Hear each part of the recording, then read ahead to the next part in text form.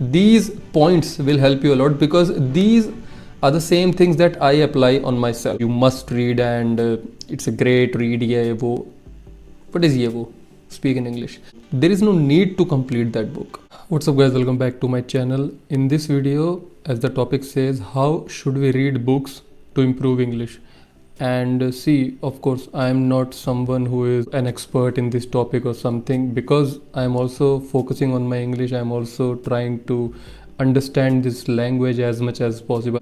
So when it comes to books, we all have so many confusions. So I am going to share the ideas or maybe the tips that I have incorporated in my life that have maybe helped me, and I have seen a significant change, to be very honest, in my reading.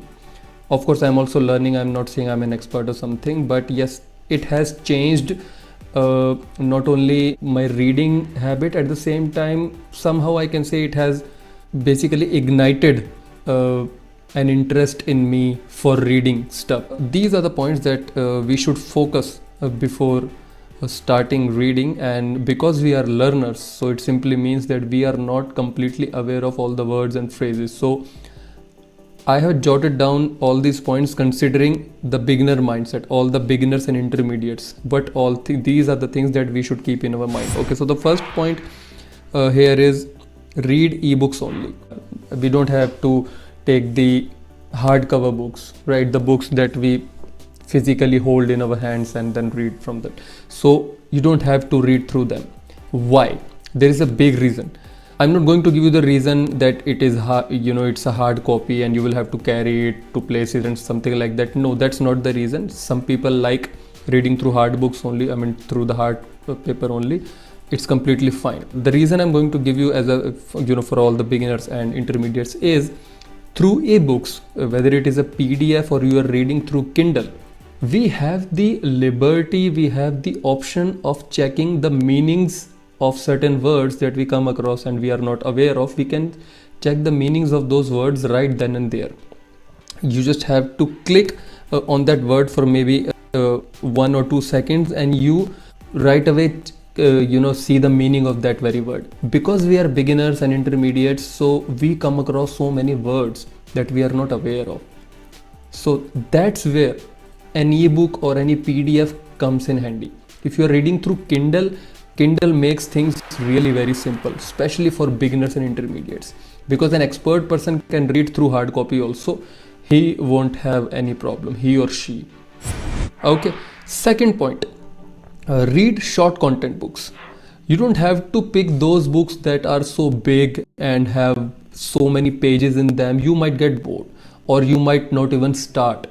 You might get this thing in your head that, this book is so heavy. You might get suggested by people that, this is a book which you must read, and it's a great read. Ye wo. What is ye wo? Speak in English. Right. So you might be suggested by people, but you just have to see whether that book is so big or not. You can go for big books also. The books that have so many pages, so much of content. But I will talk about that topic later in this video. After a couple of topics. So you just have to keep this thing in your mind for now, that read shorter books that may have not more than 200 pages. I will say 200 pages or 150 pages is more than enough. If I have to suggest you, I will suggest you to go for not more than 30 to 50 to 70, 80 pages. Don't pick a book that has more than 70, 80 pages, or maximum 100 pages is more than enough. Third point, read books of your interest. Yes, it is very important. If it interests you, if it really intrigues you, if it really motivates you to read, to go up and read that book, no problem. I'm not stopping you from that. But just don't fall for other people's suggestions. If everybody is suggesting you a book, but you are not feeling good about that book, you are not basically getting the interest, stay away from that book. Don't go for that. So next point, and this is supposed to be the last point, read any random topic that interests you the most. If you feel that the book is big and you are highly interested in that book, but the book is so big, like I mentioned before, maybe the book is holding 200 pages, 300 or 500 pages, or maybe 1000 pages, but you really want to read that book, what you can do is, you don't have to feel so overwhelmed, or you don't have to feel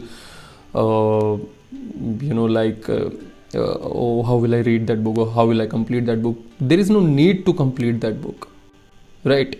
You won't, you should not call yourself a reader only when you complete books. It's not like that. There are many readers who don't complete books, who are maybe interested in few topics only, right? So simply go to the index page of that book and simply check out all the topics, all the chapters of that book, and you can see which all chapters interest you the most.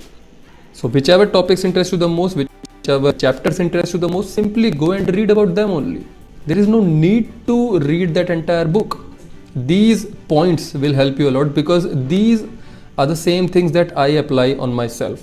I'm not an avid reader. I'm not someone who is, highly excited about books all the time. No, I'm not that kind of person. But yes, if you start following these things in your life, then you will surely start getting interest. Because once we start getting interest in a topic, and once we start understanding that topic or thing, whatever you are reading, then only we develop the interest for something.